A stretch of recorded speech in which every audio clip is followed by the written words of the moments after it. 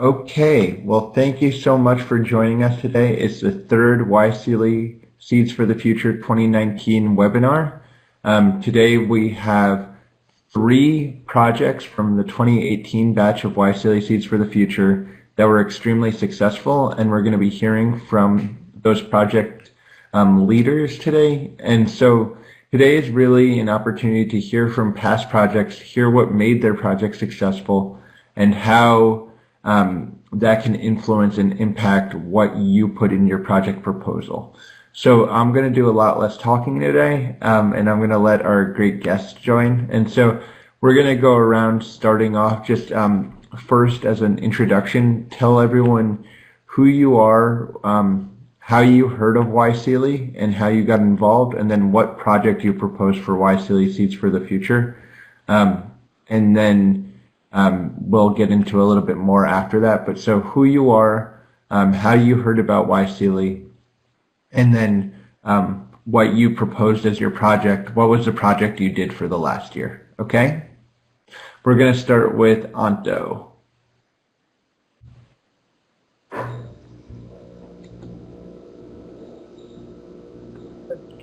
Thank you very much, Aaron. Can you hear me? Yes. Okay, great. So, hello everyone. My name is Avianto Amri, or everyone call me Anto. I'm part of a team called AMPLIFY. We are making a preparedness toolkit for children and parents to play with their with the family setting, so they can learn about floods, earthquakes, volcanoes, tsunamis, and and building fire. How I heard about YSEALI is because I took part in a conference. I think it was YSEALI Summit, if I'm not mistaken. And from there, I get to know about the programs. Very interesting approach. It's something where you can really brings to just not in your country, but also with the rest of ASEAN. So yeah, and the project that I was working on is we are developing this toolkit, children's education board game for disaster preparedness. Thank you, Aaron. Wonderful. Thank you so much, Anto. Now, why not Chit go next and explain your project? Hi. So thank you so much for inviting me. So my name is Chit. I'm from Myanmar. I'm the project leader of CCEducare. So how do I find out YSEALI? Is that YSEALI is a big thing in Myanmar. And also I know like YSEALI have different type of program and to help to develop the professional. And YSEALI for the future is kind of like a special program which is providing funding. So it's really attract me, and I also saw that there are successful project in the past locally. So I also have like this project that I have an idea, because in Myanmar, one of the biggest issue these days is like because we have a quick like penetration in Myanmar telecommunication sector. So the internet become a big thing, and everyone start to use it, and also there are a lot of side effects from it. So I took this issue, and also like the project is based on this issue, and our project goal is to aim to educate the youth in ICT literacy, and they should use the internet as a proper tool to educate and also use for the information, rather than like just to use the internet as a source for other stuff. So so the project plan that we did is we target to the top main 3 cities, which is with the most social media user. So I think the main goal for the whole project is you need to know like where are the issue and what is the real issue happening in your country, or the location, the country that your project is going to implement, and you need to also like think of the solution, how you're going to provide. Yeah, so I'm happy to share more about if you ask me more questions later. Thank you. We will in a minute. Thank you so much. And now, Edmund, can you tell a little bit about your project and how you got here?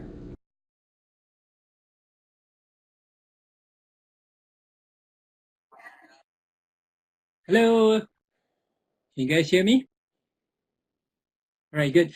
Hi, my name is Edmund, and I'm from Malaysia. So let me start with how I got to know about YSEALI. So actually, I heard about YSEALI through my friends when some of them participated in the Fellows exchange to the United States. And actually, I applied for it and I got accepted the program in 2015. And then when I came back a year later in 2016, I also was invited to become a speaker and a mentor for the YSEALI Oceans Workshop in Jakarta. And then followed by a talk at CCAM in the Philippines early this year. So for our project, it's called ReefStakes. It's actually a marine educational role-playing card game that a few of us developed.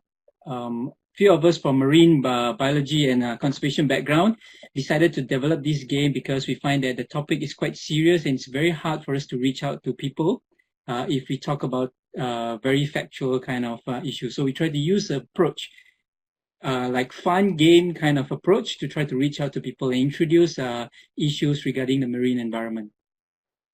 So yep, that's about it. And we can talk more about the project later on if you have more questions. Yeah, feel free to shoot the questions. Wonderful. So yes, as Edmund, Anto, and Chit said, we're going to open up the chat window for any participant questions or potential applicant questions. So if you have any specific questions for any of them, please place them in the chat window on the bottom right and we'll be sure to ask them. My next question for each of you is think back to when you first proposed this project for YSEALI Seeds for the Future. How did you determine your team? Because one of the key things that last week's webinar was on was how do you have a good team for it? You need 3 people at least for YSEALI Seeds for the Future.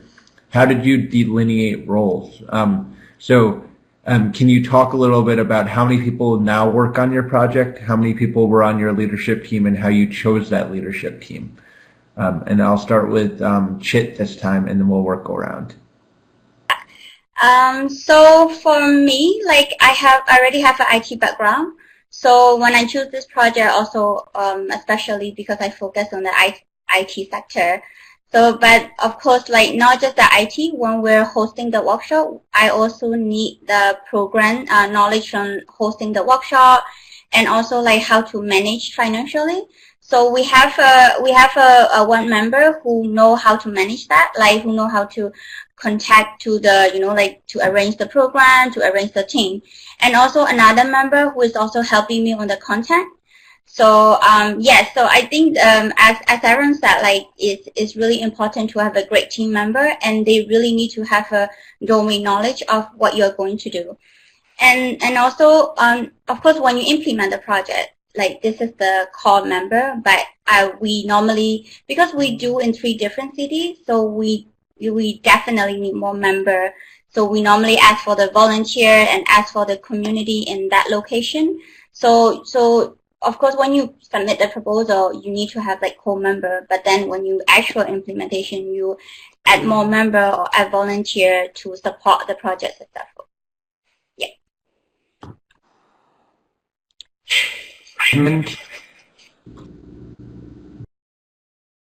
Selecting a team member is very important. So how we started was just 2 of us having a conversation that one of our member, she's also a YSEALI alumni. She got a small grant to do a small project, and we chatted about it. She wanted some advice, and then when we talked about it, we came up with this idea of this card game, and then we decided that just 2 of us is not enough. We need to get people. And we try to identify where we are weak at. For example, we look at, if we're looking at games, we need to have somebody who is well versed in language, in terms of written and spoken language. And also we need somebody who knows how to look at designs. And also we look at somebody who has a little bit of network. So through identifying these, we get the 4 of us with different knowledge and different experience, but all of us are in the same mentality of, we are same background of marine conservation and marine biology. So having that marine concept, all of us have the marine background. So we all know about the topic and the issue, but some of us are good in language and written language, and some of us are very good at visuals and marketing. So we try to cater for that need in our project. So then we have 4 of us as the core team members. The rest are people who are trying out our games, people who we try to recruit as volunteer for our launch. We didn't really work in big groups because designing the game itself, we need to keep it small, or else if it's too many, then you have too many ideas. We can't really narrow down and make it happen. So we decided to stick to the 4 core members. But our reach is through our game. We play with people. We try out with school children. We try out people from different age groups to try to test out which one would have more impact. So that's how we actually expand the group in that sense. All right, Anto? Thank you, Aaron. I think it's similar with Chit and Edmund, where our core members from the team, we are the product itself is being funded by 3 persons, myself, and then 2 friends of mine, Iril and Lisa. So myself is I'm more of a disaster geek, so I'm more well versed on disasters, emergencies, and also my areas of expertise is about creating how making the language of disasters, making it more simple and easy for children to learn. Meanwhile, Iril has the expertise on design and also productions, meaning that he will be able to know which materials that we need to use, what kind of papers that needs to be used, the different shape and size, all of those things that makes the productions working. Both of us, Iril and me, we are more of conceptual guys. We like to think ideas, concepts, and making what are the visions for the products. So that's why we have Lisa, a team member of us, who makes us being on the ground, meaning that don't think too high. Make sure that so she is the one who is making it happen actually. So she is the manager, the operations girl, lady, who makes sure that all of the vendors have been paid, all of the finances are in order, and also making sure that we reporting and on time or as scheduled.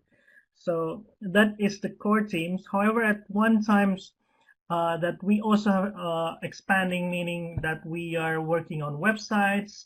So we are recruiting 2 volunteers, and then we have social media teams, and then we found friends of us who is working to help us. So we have another 5 person helping us with YouTube, Twitter, Instagram, and Facebook. We have colleagues as well who are helping us with video documentaries and also with the with the design itself. So at one point we grew up quite big, up to like maybe 10 to 15 people. But all of those are like friends that you can count on, and really a network of volunteers really helps us a lot in making sure that the work has been it's moving forward. Thank you. I think all of your stories there really help people looking for or where they are in their application process. My next question, I think, is going to be, what one piece of advice would you give to anyone applying for YSEALI Seeds for the future to make their project stand out? I'll start with Edmund this time.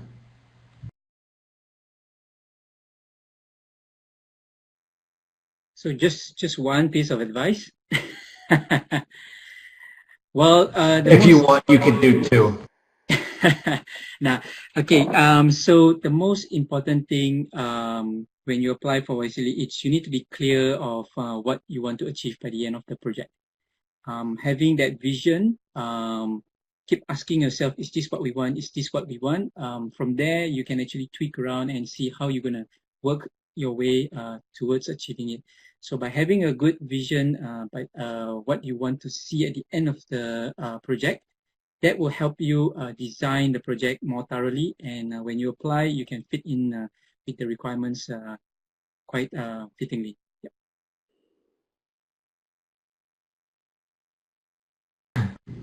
Great. Anto.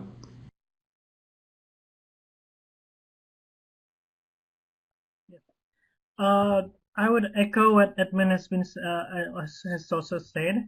I think from my side is take advantage of that funding of the YSEALI, and also not just that funding, but also the networks that YSEALI provides. We able to leverage our financial portfolio. We receive funding from YSEALI, and then we also able to partner up with other organizations and also raising funding with more than $20,000 more on that, helping us with the productions, helping us with the designs and everything. What we're saying is also that when we presented this to other organizations saying that we're being supported by YSEALI and we're thinking that we're making a game that is useful for not just children in Indonesia, but also with the rest of the country, the rest of the region in ASEAN, they like the idea and they're happy with supporting us even more. Thank you. Great. Okay. Chit? So, I mean, what they have mentioned is really useful. On top of that, I would say during the application, most of the project description abstract are like limited, so you cannot really show. So what make you really stand out is the presentation. So presentation is like no limit, 5 page. If I'm not wrong, it's the same. So the 5 page, you can really show that why you're doing this, like issue. If it's the issue, you need to know like that the reviewer that looking is not from your country. So you really need to show them like if this is the issue you care about, like it's also good to put a reference, like okay, this is a reference, you can check it out, or this is what's happening, because they will not understand what is happening in your country. So that would be the main point, I think, really important. And another thing is, yeah, the ultimate goal, like what is the outcome that you want at the end of the program. And also, like, you have to look for a sustainable plan, not just this. Like, you need to have like bigger picture, not just this. So like it make you that reviewer side also make like they can see that your passion to grow this project. So I think like make use of this presentation and show what you have, like everything, and show your skills and show how you're gonna implement it. I think that's the suggestion I'll give. And I think it's really important to remember that on the review, the things that are being reviewed on for the application are feasibility, sustainability, scalability, and impact. So based off of those 4 qualities, I think Chit's point right there about talking about sustainability and scalability is really important. Off of that, I'd like each of you to kind of talk about how you think your project fared on all of those measurables. So is your project sustainable? Is it scalable? But what kind of impact did it have? And of course it was feasible because you all are here. So can you just talk about your efforts towards sustainability and scalability plus the impact that it's had?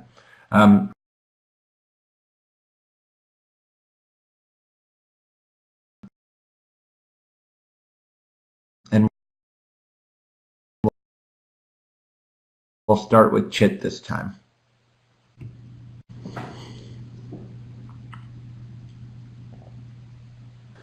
Okay, so if I listen, I think Chit be on mute. Scalable, sustainable, and impact, right? Okay. There we go.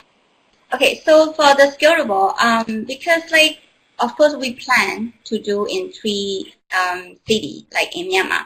But after, like on the way we're doing it, we got so many requests that we need to do more in other cities as well.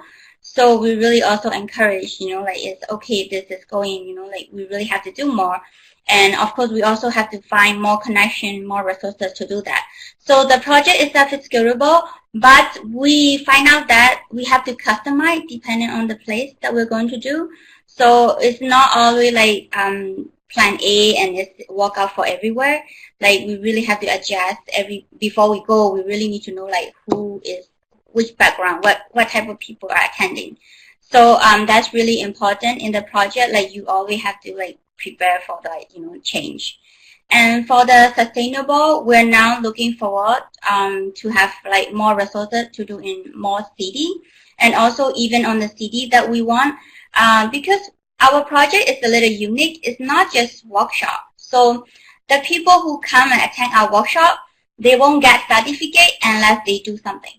Like they need to show us something that they did. Like so let's say we teach 20 people, then they need to teach more people, or they need to share more people and then prove to us. So I think this is really well. Like some student who came to our workshop, it's like they even like host like local conference, like in their school and in their community. So it's really make us think that we can do it by ourselves. We really need them to distribute the knowledge. So this is one thing that we want this project to be like in part of sharing knowledge to sustain. Like we go there and give knowledge, but the local people have to keep spreading the knowledge. Yeah, and then for the impact, this round, of course, we only do it 3 cities, and we'll in part of the number wise, in the student is about like 100, including a volunteer. But we really make partnership with more than 60 organizations, so which is great. Like we not just teach to the student, we also connect to local people, and also of course it's part of the YSEALI, like everyone, YSEALI was helping us a lot. So for the impact, we can really see like people try to change behavior, try to change sharing the knowledge, and CCEducare is doing this kind of activity locally. People start to notice. So I think this is just a start for us, and we really have more plans to do in the future. Thank you. Moving on to Anto.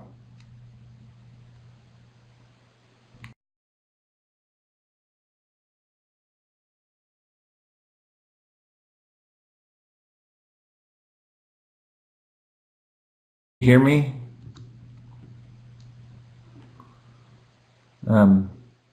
Okay.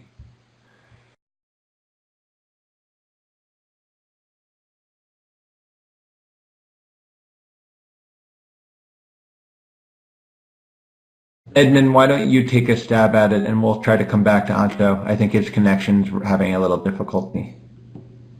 Okay, not a problem.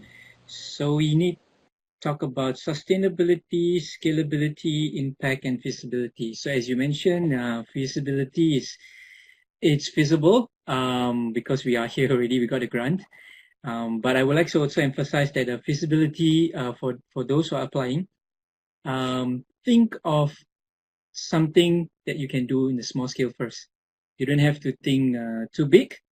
You don't have to go for like, changing the world kind of thing. Start with something that you believe that you can affect the community or just, people around you. Then that project will be feasible. But of course, look for the long term, and that's where the sustainability comes.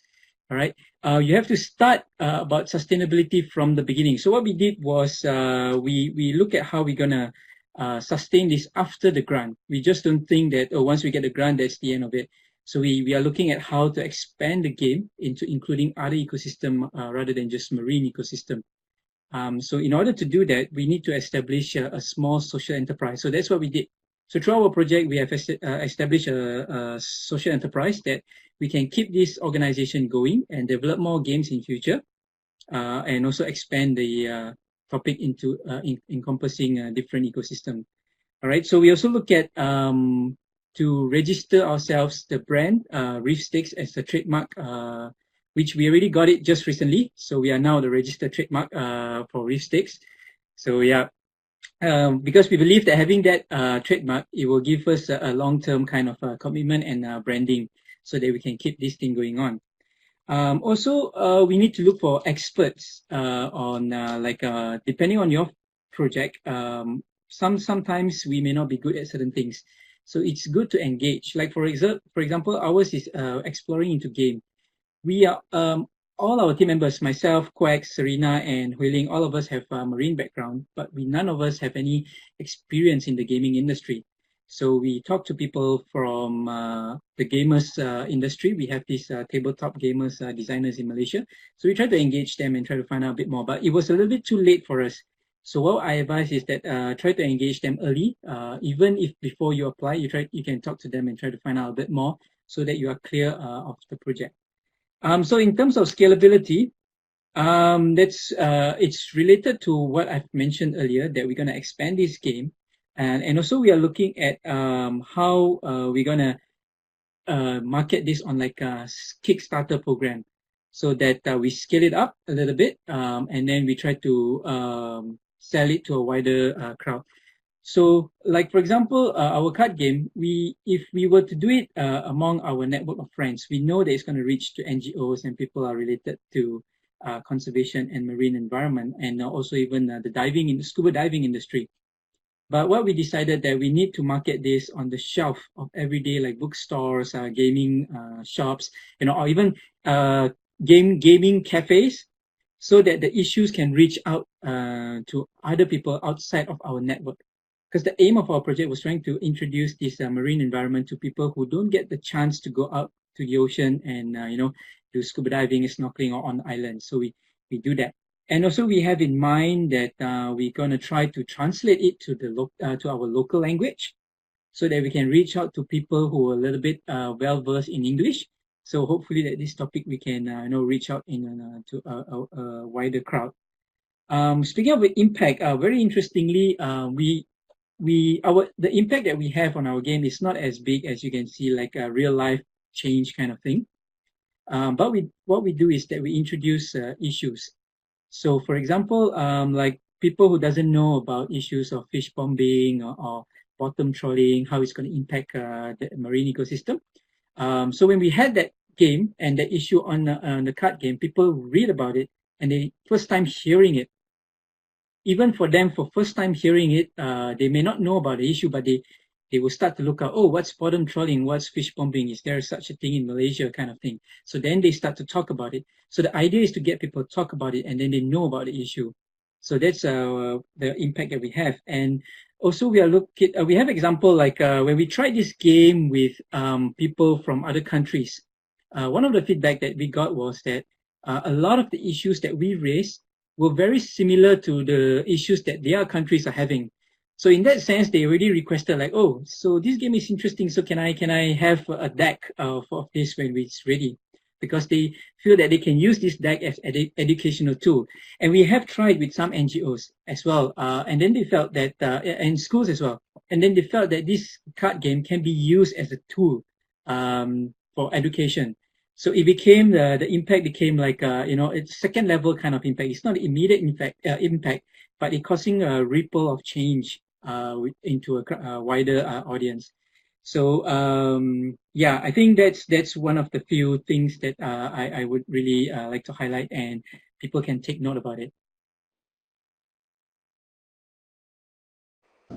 That's awesome. That's really great. And now, Anto, I think we have everything working again.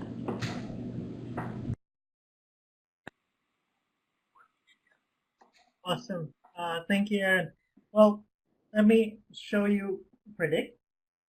So this is the board game or the toolkit that we are selling right now.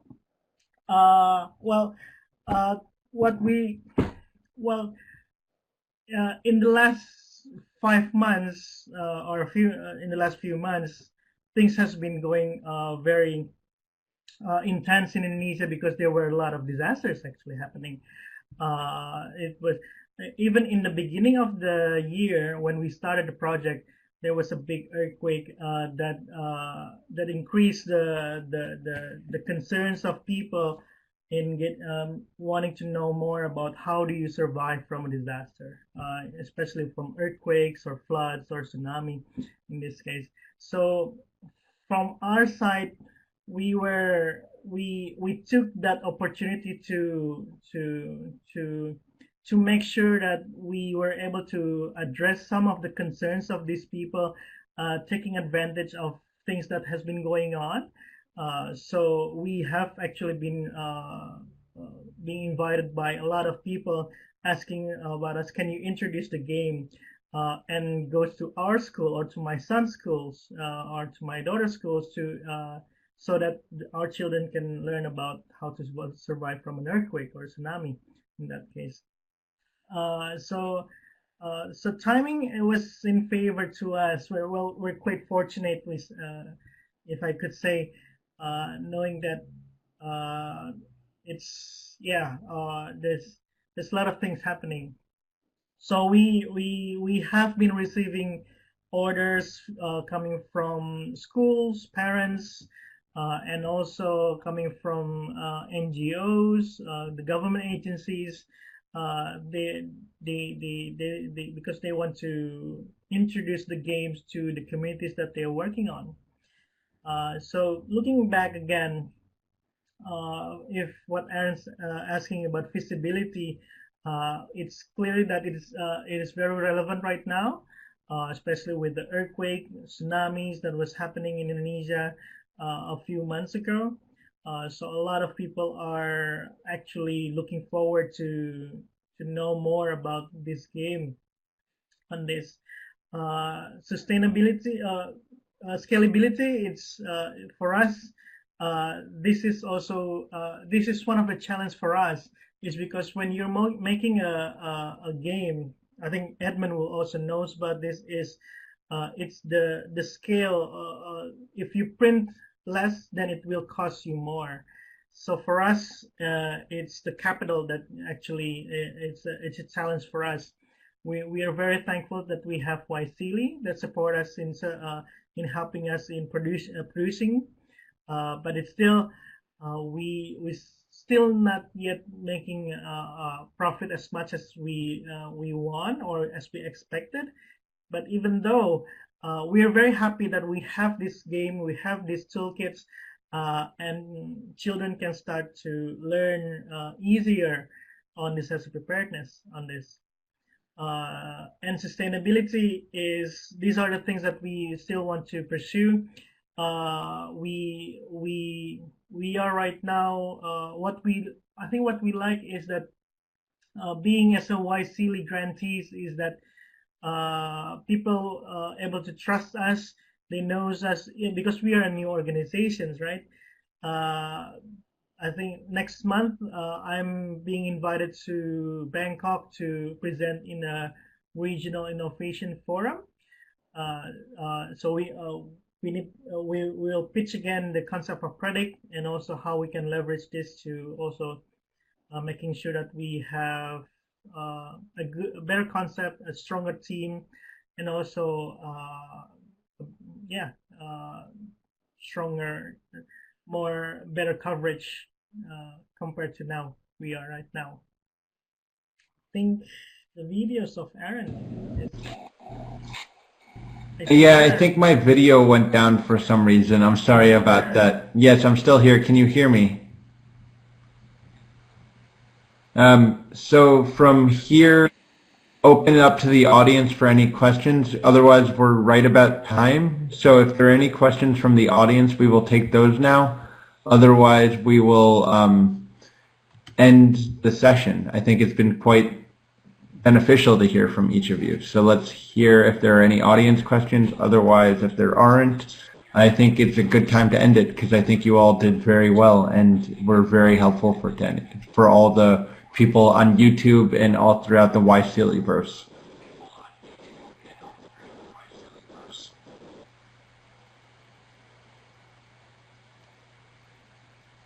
All right, it doesn't seem to be that there are any questions. I want to take this time to thank Anto, Chit, and Edmund. It was really helpful and really good to hear from each of you. And so I want to just express my gratitude. Thank you. Your projects were all fantastic. You were great project leaders. And I thank you again. And I look forward to seeing some great applications for this year's YSEALI 2019. And so thank you all. Thank you for attending the webinar and have a great evening. Thanks for inviting us as well, Aaron. Looking forward to see you again. No problem. Yeah.